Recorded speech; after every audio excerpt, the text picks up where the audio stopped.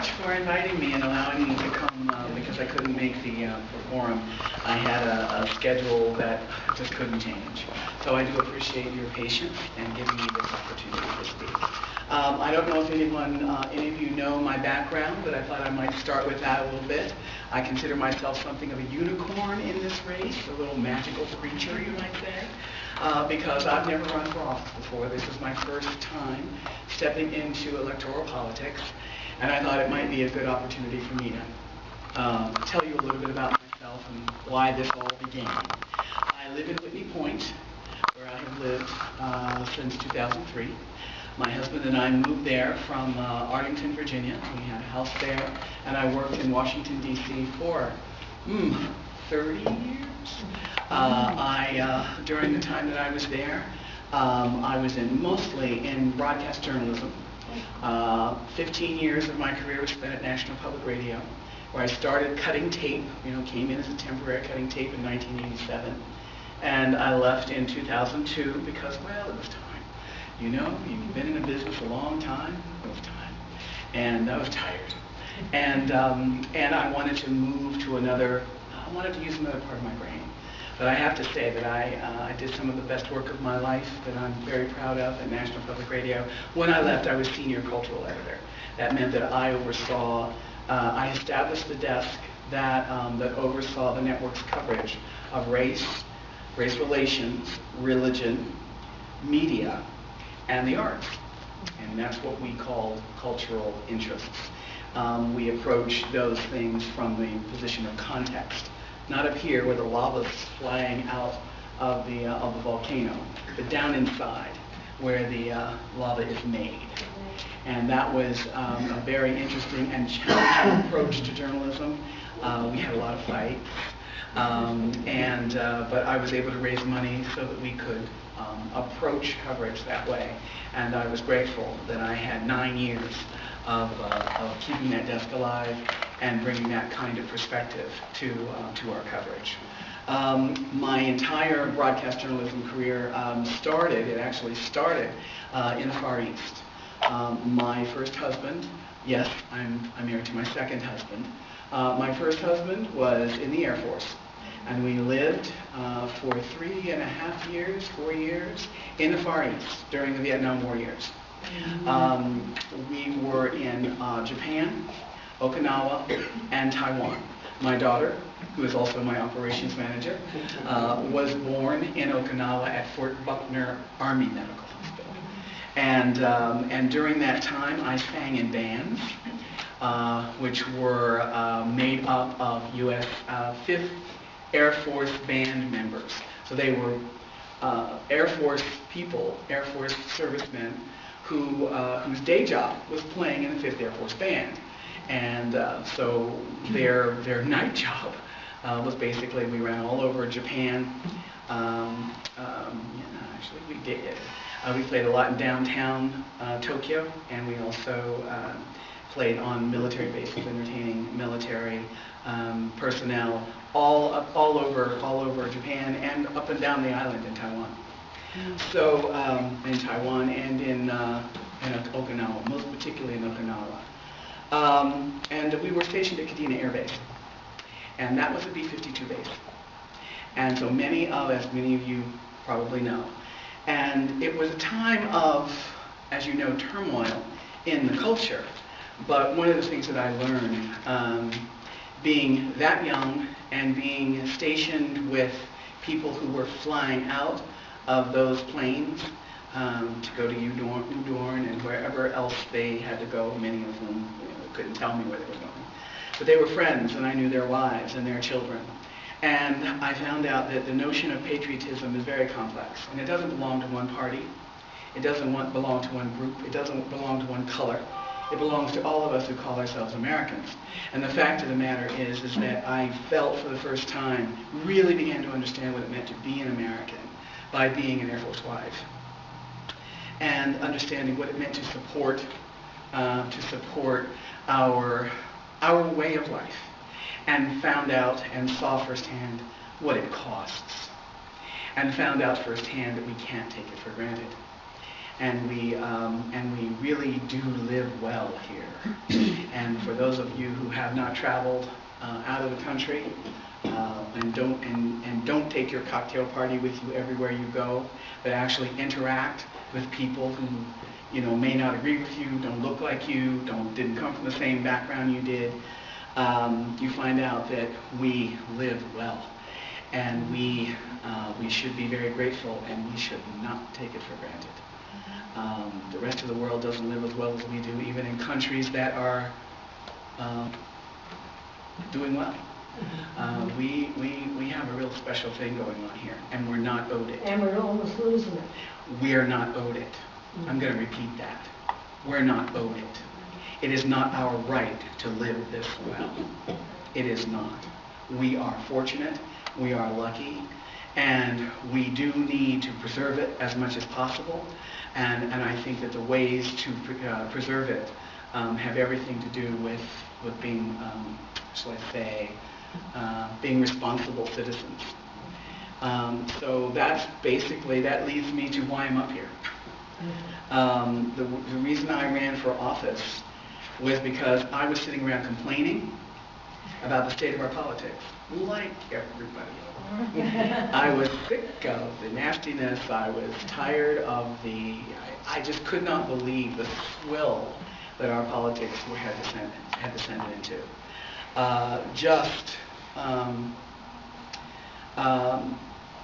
Not about solutions at all, but about punishing people for not agreeing with you.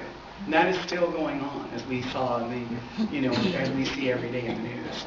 And everyone claiming to have the right to declare what everybody else should be, how everyone else should think.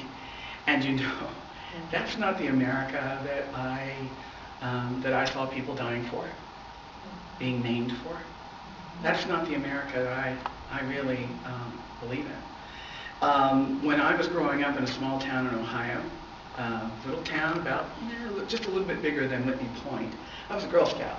My mother was a Girl Scout leader, and they were just working class people. My stepfather worked in a factory that made bridges. He wore those big hard-toed shoes, and he lost part of his hand in a machine that cut steel for bridges. His hand got in the way, and he lost part of his hand. My mother worked in factories, and finally she got a really good job at the local state hospital, where she was a psychiatric aide, and these were not fancy jobs. But they were good jobs, and they paid well, and they had good benefits. And I'm not going to dwell on this, but the working class family, it was a loving family and a very, very powerful work ethic.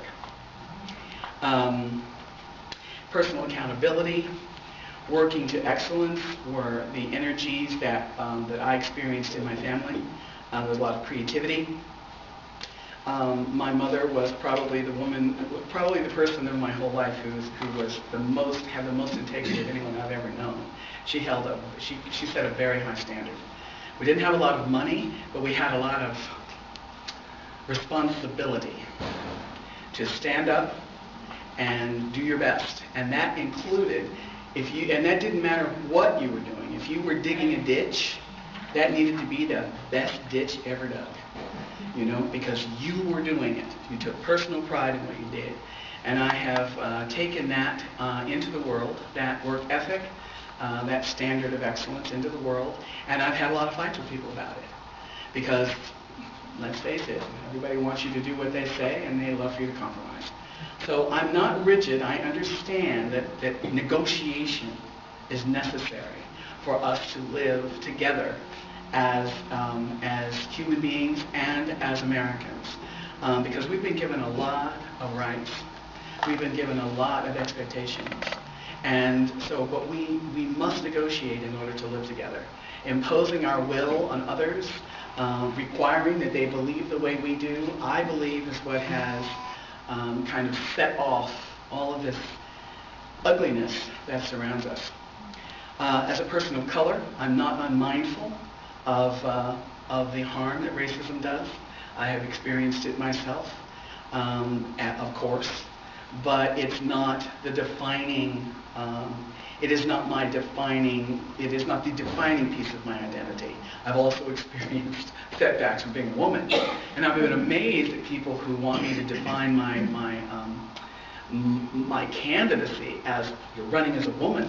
What else would I be? I am a woman. So who else would I be? So it's not, so I feel that, and I understand there's misogyny, there's sexism, there's racism, all these isms exist. And everybody's got a grievance, and legitimately so. But we've got to figure out a way to not set our grievances aside, but figure out how they become a way to find a path to discover solutions, shared solutions, with which we can all live. Common ground. We can't agree on everything, but to find common ground on those things that we can. Things like, we need this democracy to prevail. I think that's something we need to find common ground on for sure. And we need to learn how to live with one another in this diverse and increasingly more diverse country, because that diversity is a strength. It is not a weakness, and it's not a threat. It is a strength. And it's only a threat if you try to deny its existence and keep others from having the same rights you do. That's when it becomes a threat. So those are just some of my philosophical ideas. My platform is very simple. I'm taking a little too much time, but I want to just go very quickly through some of the thing that really propelled me off the couch and out of retirement, because I was at the Arts Council, Broome County Arts Council for 11 years. I'm retired last December, and I did not plan to do this. I've never thought about running for office, but I was so fed up with the nature of our politics and the corruption in Albany. Sort of blatant corruption. They don't seem to mind if we notice it, and I thought, wait a minute, this is my tax money, this is our tax money, they act like it's theirs. They make announcements about grants and awards as though it's coming out of their pocket. I mean, they're just doing their job. Aren't they just doing their job?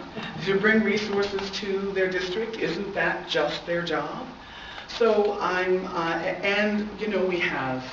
we have felons who collect their pension even after they've been removed from office. I know, there has already been one vote in the legislature that moves that toward being eliminated. But there's another vote required by the legislature, and then it has to be presented to the public as a referendum.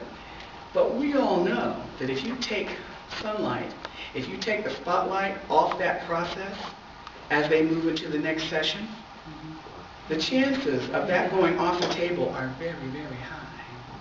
You know that, very high, when you're not paying attention.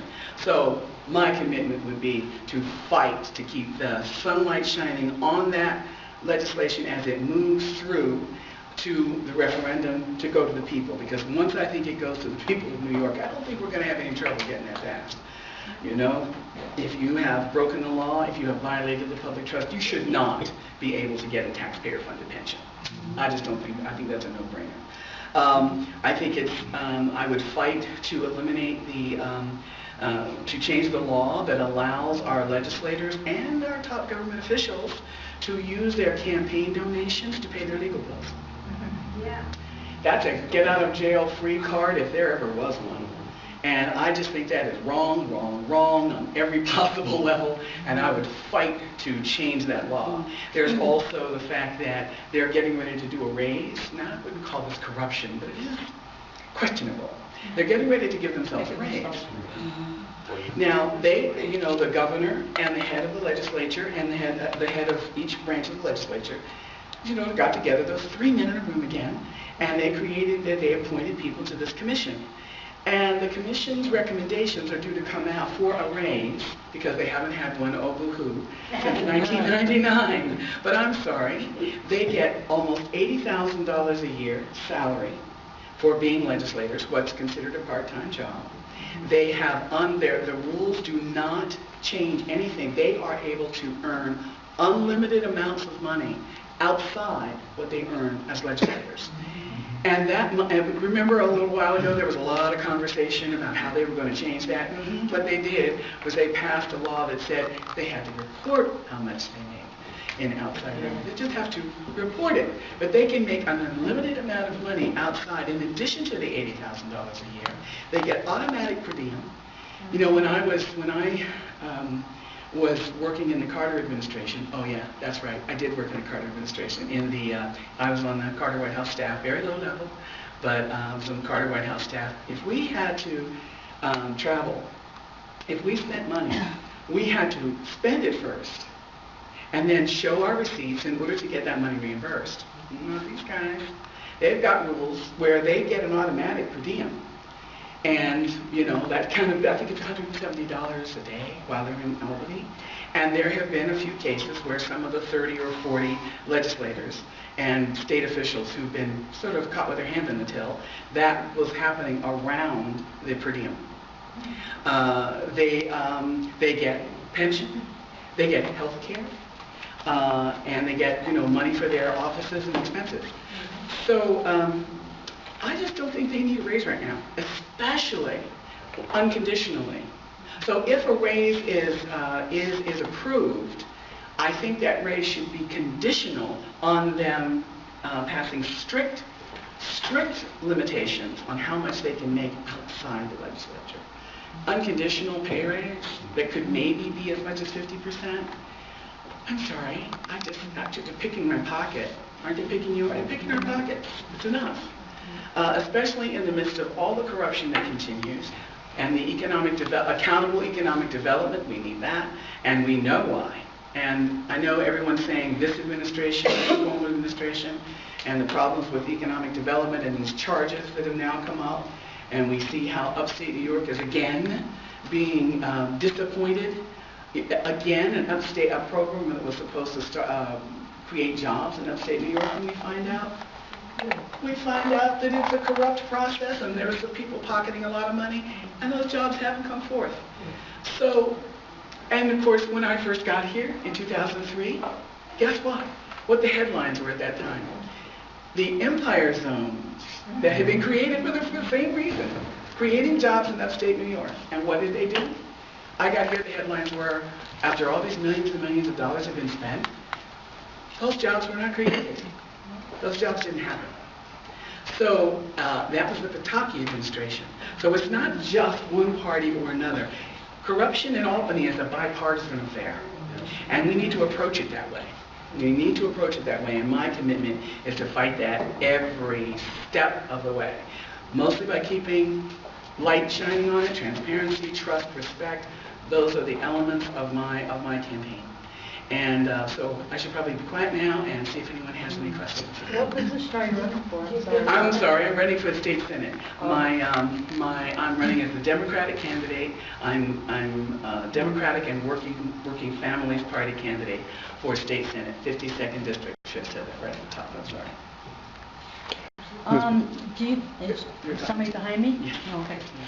Well, Ms. Ball, I thank you for taking the question. I've been looking forward to this for a couple of months now, and I'm sorry we haven't had a chance to speak more often. I've listened to many of the things that you've been saying since you first announced, and one of the biggest questions I have to say, and by the way, congratulations, it is difficult to run as a candidate, I know personally. But one thing I'm very confused about is your position that you've said several times about the economics in the southern tier. You've mentioned that you're looking for, and please clarify if I'm wrong, a beautification and a focus on the arts. And I have a very strong question about that, which is, how do you propose that beautification and arts will turn around an economy, especially one that is so centered on manufacturing and regular labor, for those who are not artists? The arts how's that going to work out? A part of my economic perspective. I was executive director of the Broome County Arts Council. They're not the whole story. I believe that the arts, well, one of the things that I know factually is during the time that I was executive director of the Arts Council, I raised $4 million for the arts. But the arts gave back, the nonprofit art sector in Broome County alone, We had the statistics because we awarded grants, and we required economic impact statements from anyone who applied. And what we found was based on the questions in that economic impact statement that we developed with economists and accountants, that the nonprofit arts sector alone, and just the part that got those grants, that applied for those grants, returned to Broome County's economy $4 million a year, more than $4 million a year. The arts are not an ornament, they're an economic engine. Downtown Binghamton was revitalized because the artists moved in first. It's not just about being an artist, it's about cultural industry, the cultural industry. The state of New York annually brings in about $18 billion a year based on its cultural industries. I'm talking about the state of New York, all that's going on downstate and all that's going on culturally and artistically all over. So we are talking about an element, a very, very important element in attracting people, in creating tourist destinations, and in returning money, and creating economic activity and returning money to local governments. Hancock is a perfect example. They built, if you've been down to Hancock lately, at the other end of the district, they built a town square. This was a partnership between the business community, the arts community, and the nonprofit community. And they came together, they eliminated a blighted, old, closed a grocery store. And they eliminated that right in the center of downtown and built this incredible town square, which is now a center of activity in the town. And it's also, it's attracting people. They're having arts events there. They're getting grants to bring artists in from other places, which then attracts people from other places to Hancock. So the arts are not an ornament, they are an economic engine. And we have numbers all over the state to prove it. So that's just part of my plan. I want to stop the tax breaks to businesses and corporations that fail to create jobs. That's number one. Those big organizations, those big manufacturing, those big businesses that have not created jobs, I want to stop their tax breaks. They need to be held accountable for the jobs they don't create. There needs to be metrics all along the time that they're getting these tax breaks and tax abatements. Check in. We shouldn't be finding out at the end of 5 years or 10 years or 3 years that they didn't create the jobs. We should be checking in all the way along the time. Where's the oversight? You know, maybe we'd have more oversight if so many of these people weren't friends of friends. We need to invest in qualified existing businesses and nonprofits to expand job creation through tax credits, grants, low-interest loans, and collaborative training programs with local schools and trade associations, matching the jobs that exist with the education and training that's available in the community. We need to invest in infrastructure and beautification, and this is the point that you were making, because infrastructure repair creates jobs. Construction jobs, sometimes permanent, sometimes not. It creates jobs, and beautification builds community pride. And I don't know, maybe it's just because I came from someplace else, but one of the things that I think this whole area could use is a boost in community pride. I can't tell you how many people came up to me when I first moved here and said, "Where'd you come from? What'd you move here for?" And I said, "Well, don't you live here?" "Yeah, well, yeah, I can't understand why you came here." And I heard this over and over and over again, and I have mentioned this in a couple of different places where I've spoken and had people come up and say, "You know, I moved here last year, and I'm still getting people saying that." So I think, community pride should not be taken for granted. If everybody becomes an advocate for this area, if everybody becomes an advocate, I mean ordinary people, it's great to have the chamber and all of the officials saying this is a great place to come and this is a great place to bring your business. But if the tax structure, you know, lends against that, if the habit is that big businesses that get tax breaks are able to get up and leave as soon as their tax break expires, people thrown out of work again, if you can't trust your state officials to be honest, to be accountable in the way they set up their economic development, well, you're not going to be proud of it. You're going to be depressed. You're going to be in despair. You're going to be maybe underemployed. I'm not saying that this will solve everything, but I'm saying it's not one thing that will. An economy, a healthy economy, is diverse. So you might have manufacturing, and you might have the arts, and you might have nonprofits, and you might have small businesses, but the small businesses are key.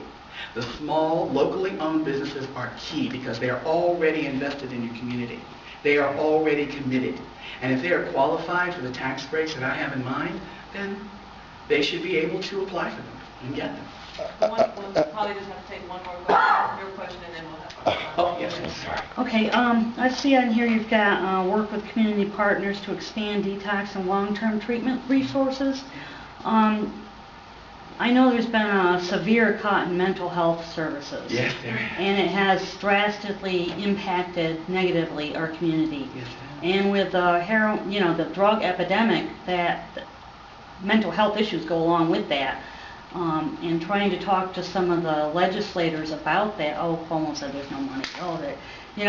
Does that include trying to return some mental health, some money into our community to meet not only the people that with the drug addictions, but mental health issues, because we need to address that too. I think we need to look at, I would need to look at all that went into that mental health decision. I know that Donald Lupardo fought to prevent the closing of the mental health of the development center. And I know that Fred Akshar, my opponent, has proposed that the development center become a detox treatment center. I think using that facility makes sense if it's used to support a solution to the epidemic. Especially you could use that as a multi-level services because it's big enough. You could have the detox, the rehab, the mental health, wellness programs. There could be a comprehensive program, developed into that. You could. At this point, it's all proposals. Mm-hmm. But there's no way that you can have an effective detox center without counseling, mm-hmm. without mental health services. It all goes together. And we have, of course, so many people who are self-medicating. But my basic platform, if I have a platform on this, is that the rural areas need the same kind of attention that the urban center does on this, because this problem is raging out in these other communities, and we need to take some resources to them as well. But this is a nonpartisan issue.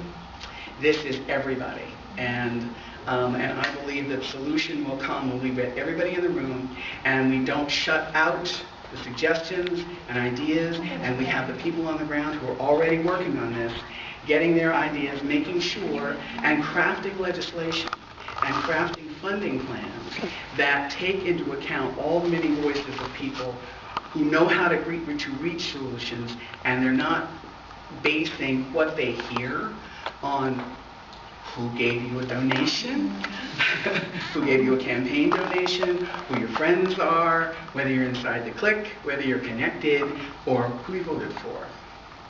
So it's nonpartisan. And Ted's going to get the last question just because he's on the board. I've got two questions for you. The first question, all I need is a yes or no.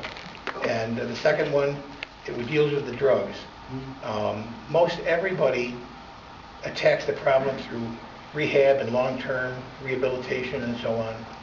But do you have any thoughts on how we can get people not to get into drugs to begin with?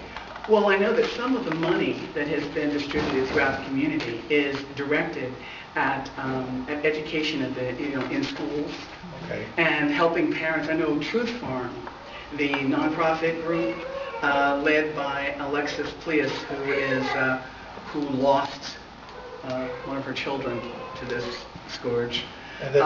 They are doing work with families to help parents recognize the signs of addiction, recognize the signs of drug use, because a lot of parents, sort of in denial about what they're seeing, can't believe it, and of course some of it came out of getting into mom's medicine cabinet. So there is money, and there are programs that are being started in some of the schools and educational and after-school programs. But more is needed. The other question is simple. You can do a yes or no if you want. Yeah. Are you pro-life? I am. I believe in a woman's right to choose. That is my position on that. The last thing I want to let everyone know is, on her literature up here is her contact information. If anyone has any questions, would like to talk to her in detail, I'm sure she'd be more than happy. More than happy. To answer anything. This is not a question, it's a compliment. It's nice to have someone stand in front of us and tell us that cultural, artistic activities offer a hefty financial stimulus.